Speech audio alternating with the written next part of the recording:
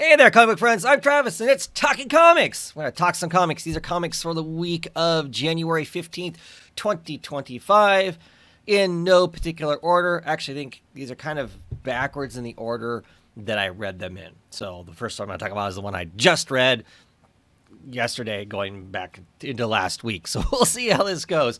So first up, we have Challenges of the Unknown, issue number 2. Cantwell writing. It's got a whole bunch of artists on it. You really can't tell the change in artists a whole lot. But I feel like that to some degree, when you have multiple artists on it, they all try to look like each other, and then you get kind of a book with no uniqueness unto itself, which with the superhero comic, that's not necessarily a bad thing. But lots of times I like books that have, it's a style. You see it and you go, oh, it's this person or whatever. I enjoy that. I enjoyed this issue more than the last issue. I guess that's why you don't always just go, the first 20 pages is going to be the story and then walk away from it. Because in this issue, we're starting to build on this whole idea that Darkseid is dead, and when he dispersed or whatever, that like the Omega energy might have done something to the Challenges of the Unknown. So we have kind of a potential conspiracy going on between the Justice League, and I think not so much the Justice League as it is Mr. Terrific and the Challenges of the Unknown. This again was another issue where a single challenger goes off to do some sort of work with basically a single Justice League member.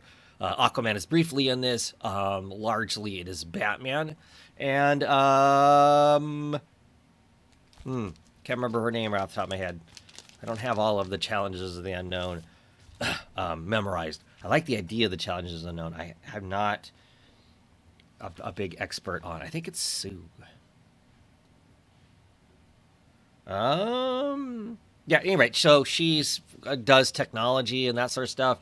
This is a story about her having created a robot. The robot kind of it's got AI. It kind of picks up on death, doesn't understand death, then grasps death, then embraces death, and becomes obsessed with death.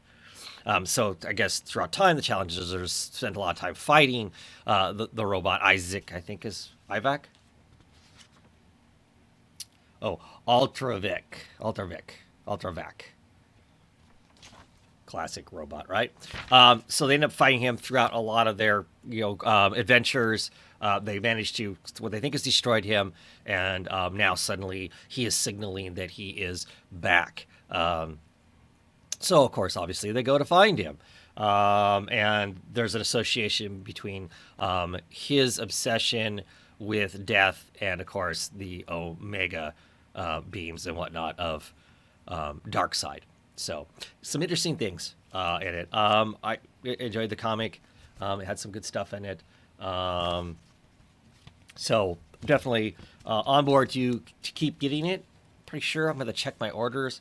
I may have been disappointed enough in issue 1 that I decided I wasn't getting any more, but I don't think so. I think I was going to stick this out because it's like 6 issues, which isn't that long. I mean, I get into at least 3 issues before I can walk away from a comic with the way I order my comics. So most of the time, a 6-issue miniseries, unless it's terrible, I'll write it out. So some fun. Next up, we have Jenny Sparks, Tom King written, and Jeff Spokes. Trying really hard to make sure I get everybody's names right. Book. This is issue 5. Yeah, no, book 6. Book 6. I'm still just really enjoying this book a lot. I really, really like Jeff Spokes' artwork in this. We're coming up in the final conflict of with Captain Atom. She's basically gone back into the gone back into the bar and basically said, "Okay, you win. I'm here to give you what you want. You know, you're God. We're all calling you God now. You're God. I'm not bringing a sandwich though. That's asking too much. But you're God." And some strained stuff ensues. Really interesting, and I like the backstories. There's some COVID stuff in here. I like that. I just like kind of this story, and Jenny Sparks may not be the Jenny Sparks of the Authority. To be honest with you, I do not know. I've seen people online complaining about the fact that it's a terrible book because it's not their Jenny Sparks. Okay, I can totally get behind that. But as far as this story goes, I'm enjoying this. I'm enjoying this character. I enjoy her snark. I enjoy her kind of look at the superhero world and all of its aspects. I like all that kind of stuff and whatnot. Clearly I like a lot of Tom King's writing and the stories he's telling. So yeah, it was really good. Like I said, the art is just really, really, really cool. Jeff Spokes, I really like. Look forward to checking out something else of his. And then next up we have The Moon is Following Us, issue number 5. This is the end of the first arc. Interesting stuff goes on this. There's, of course, the plot twists and whatnot that we get in this issue. It's largely just Riley Rosmo on art going full ham on this issue. Just lots of crazy battles where he just gets to draw all kinds of wild caricatures and whatnot because we're in a dreamland. I love the stuff that happens at the very end. That's kind of cool. I'm looking forward to seeing that aspect. We've seen all this stuff in the dreams. Now we're going to see some nightmares. So I'm looking forward to that, seeing what that's going to be like. That could be cool. I'm curious to see how that plays. I'm not sure what our main characters are going to do. They're kind of really in a rough spot themselves, and what they've kind of sold away, and what are they going to what are they going to do now? Kind of a thing. But great written book by Daniel Warren Johnson. So we got another, I think another 5-6 issues. And the story's supposed to be complete, I believe. So yeah, just really enjoying this at this midway point. Lots of exciting stuff in here. Like I said, visually, if you remotely like Riley Rosmo, this is a book to be picking up. He just, like I said, he goes full ham, just doing all kinds of crazy caricatures and stuff because, of course, they're in dreamland, so you can just kind of make wild stuff. So some really good stuff going on there. Really, really enjoyed it. Another book I really, really enjoy. This is Knights. This is issue number 12. So written by Wyatt Kennedy and drawn by Luigi Formisano. I'm trying, guys. I know I'm terrible at names, but I'm trying. And then I practice beforehand, and then by the time I talk about 12 or comic books, I forget some of the names. Really, really enjoy this book. This book is really heavy. I've decided it must be more than 20 pages. It's $1 more, right? It's $4.99. Most other books are, what are they? $3.99? Yeah. So worth the money as far as I'm concerned. That extra thing there. So really, really enjoyed this issue. This issue is also a real bummer. Things are going so great for most of our characters in here. It's just a joy. They're fun. A lot of them harbor some incredibly dark stuff. Whether they're keeping it secret from people or it's not secret, it's still just really dark. They all have massive trauma in their lives, sort of a thing. But they found a happy point. People are dating people. People are happy. All of that sort of stuff. And I'm just really enjoying it. This episode is called Nice While It Lasted, and that's a perfect title for the episode.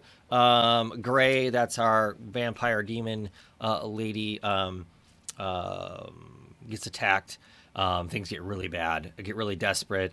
We release the werewolf. Just all kinds of terrible stuff happens.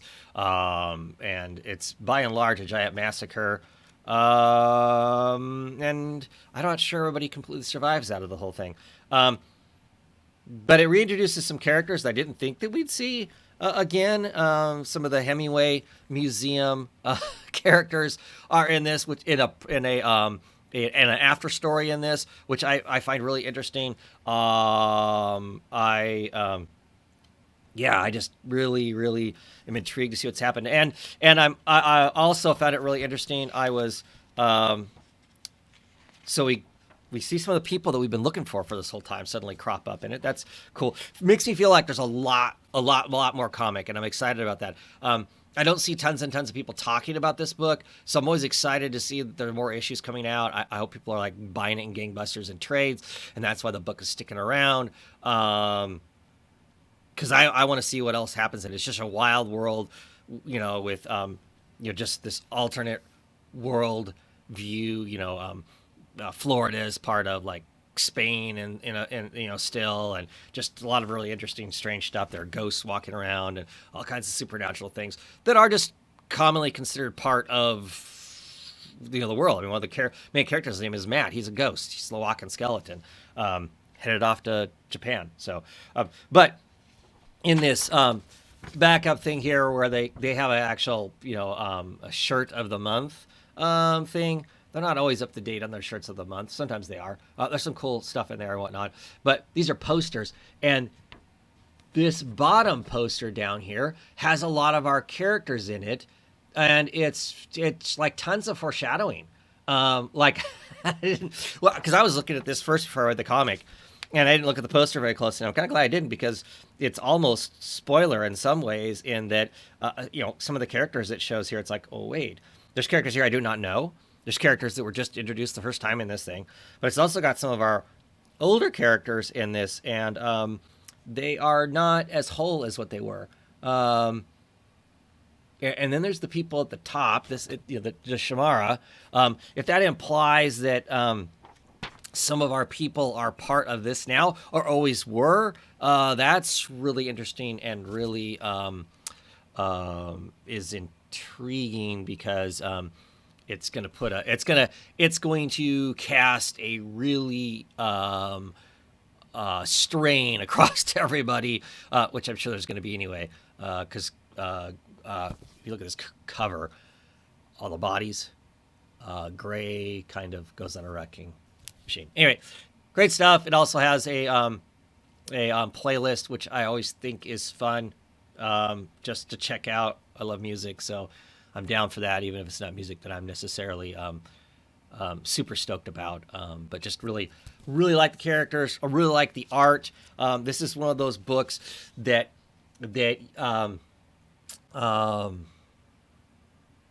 it flirts sometimes in my mind with the idea of being manga-like, but it doesn't go so far as to drop. It doesn't drop emotes next to people's heads. It generally doesn't blow people so far out of proportion, to make them ridiculous characters. So I really enjoy it. It's excellent art. It seems smart, and doesn't verge into the parts of manga that I do not care for. So just a great book. Really like it a lot. Pick up the trades if you're not picking it up otherwise. Like I said, I don't really see very many people talking about the book, so always excited to see it still happening. Anyway, next we have A Nice House by the Sea. This is issue number 5. Of course, our James Tynion IV, and art by Alvaro Martinez Bueno, and of course the wonderful coloring by Jody Blair. This issue is Nora centric. We find out she has kind of known what's going along for quite some time. There are some pages in here that if your dollar is paid per panel, you're gonna feel ripped off. But I actually really liked that aspect of it. There's a bunch of her just talking. She's climbed down on this rocky outcropping, and she is talking to Walter, who she thinks is still alive and is watching everybody and is demanding an audience that she does not get or does not realize that she has gotten. But the art in this book continues to be amazing. I love this opening stuff. This is back in the past. They're watching Fire Walk with Me. You can see the floor there. I know it's Fire Walk with Me and not Twin Peaks because they talk about watching. It's movie night and they're watching movies. Love that aspect.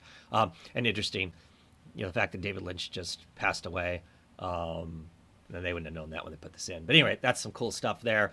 Love this art. Love the coloring on it is just brilliant. This is most of the lights off in the house. This is the color from the TV, lighting them up.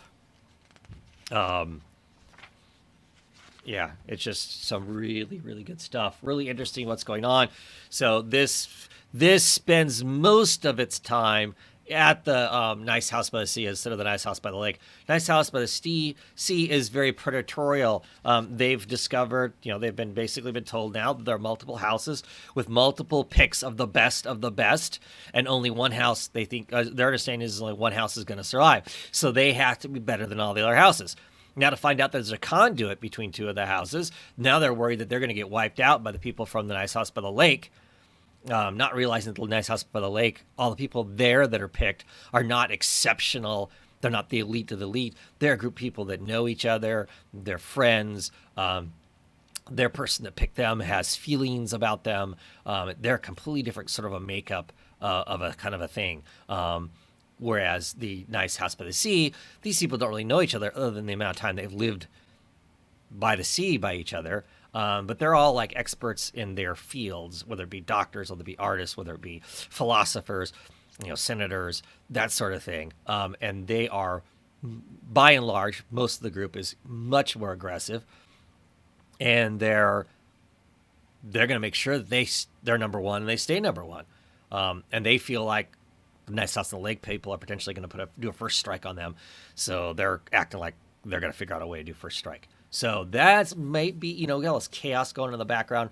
A lot of these issues we see either the beginning or the end or someplace in between.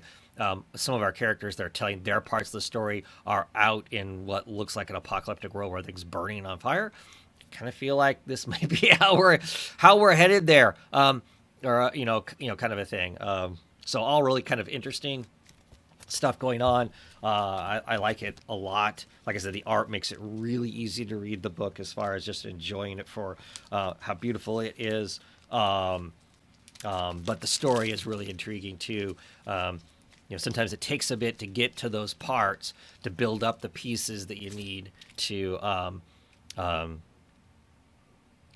to be where we are. I think it's really interesting, thinking about the story in the first Nice House by the Lake. We get to know everybody and kind of know their inclinations, their thoughts, feelings, and all that sort of stuff.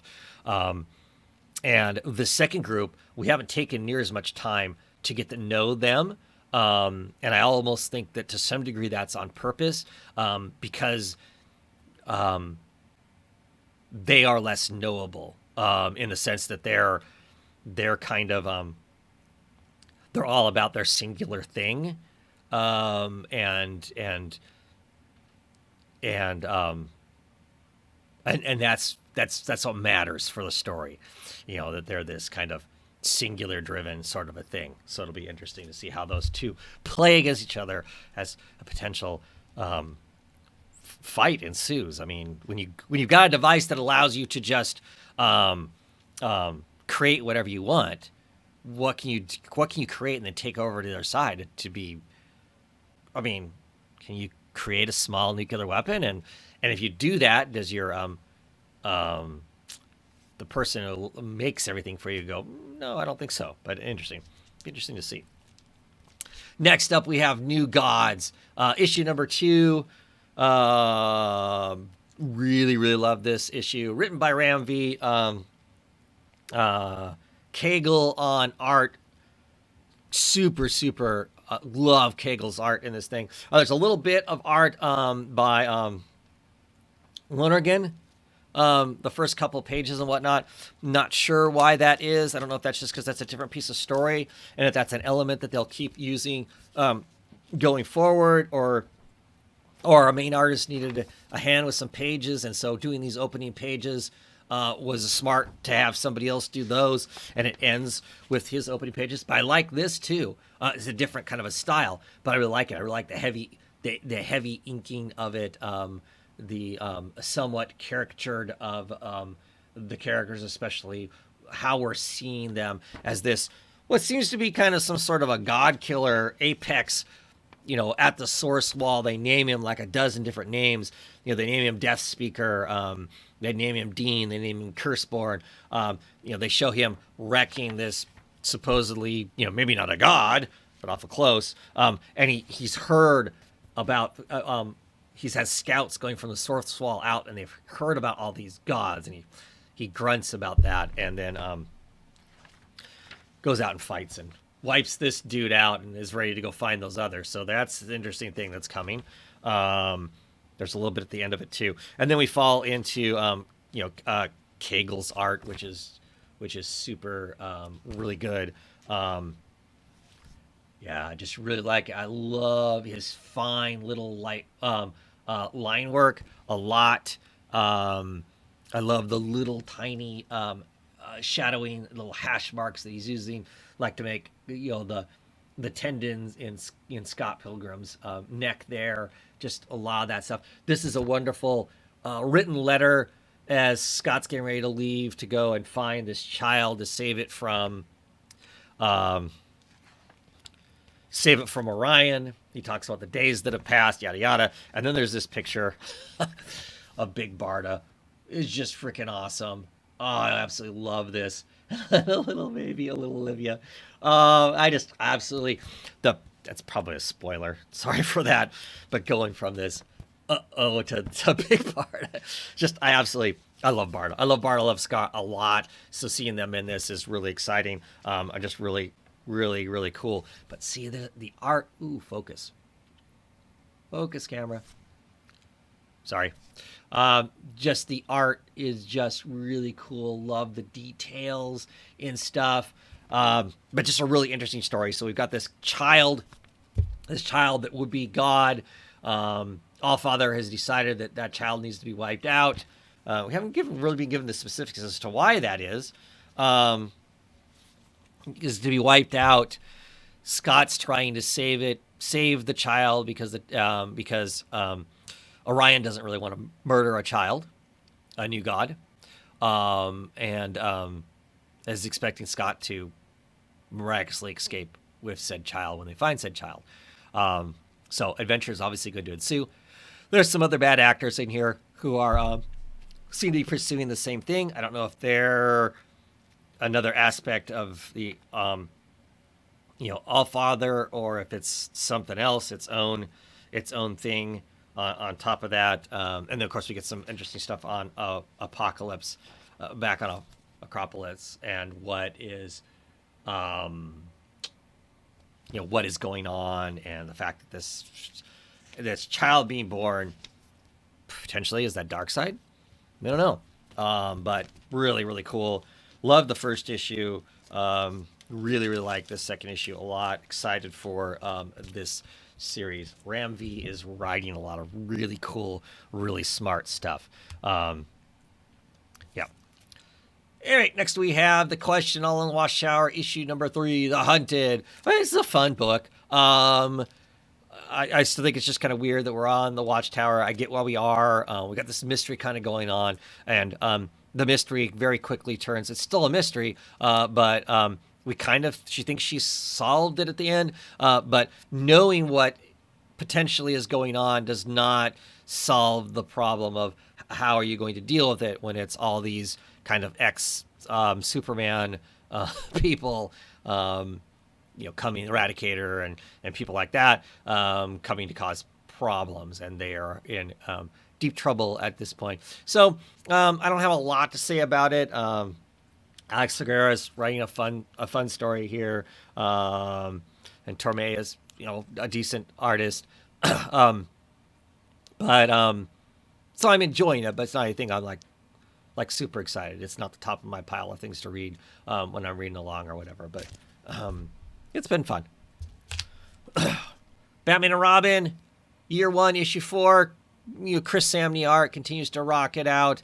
Mark Waid is doing a fine job of putting in the words we need, to help move the story along. It's fun watching this early version of these two. We've seen some of that stuff before, but it's fun watching them kind of work out their own things. And it's fun watching a Batman that's not a bungling idiot, old school first days Batman, but still questions some of the stuff going on. Does not come across as quite so assured.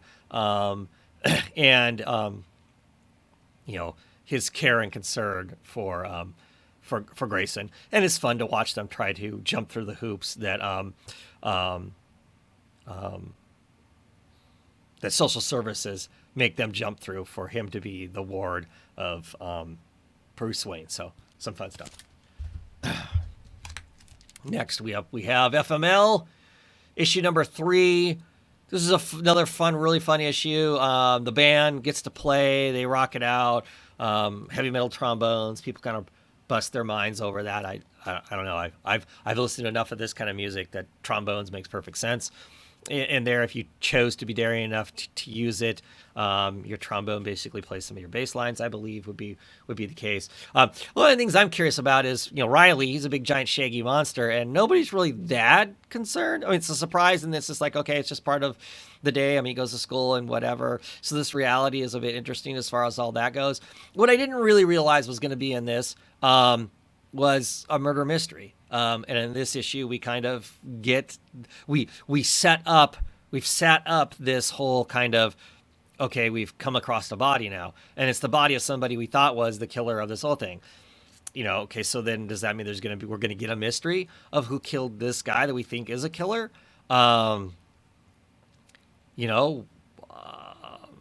got some guesses already as to what that is. Or is this just going to be one of those kind of things where, okay, now the person we believe was the killer of our friend is gone, of Mom's friend is gone, and so now we are not going to get any real closure as to what exactly happened way back then.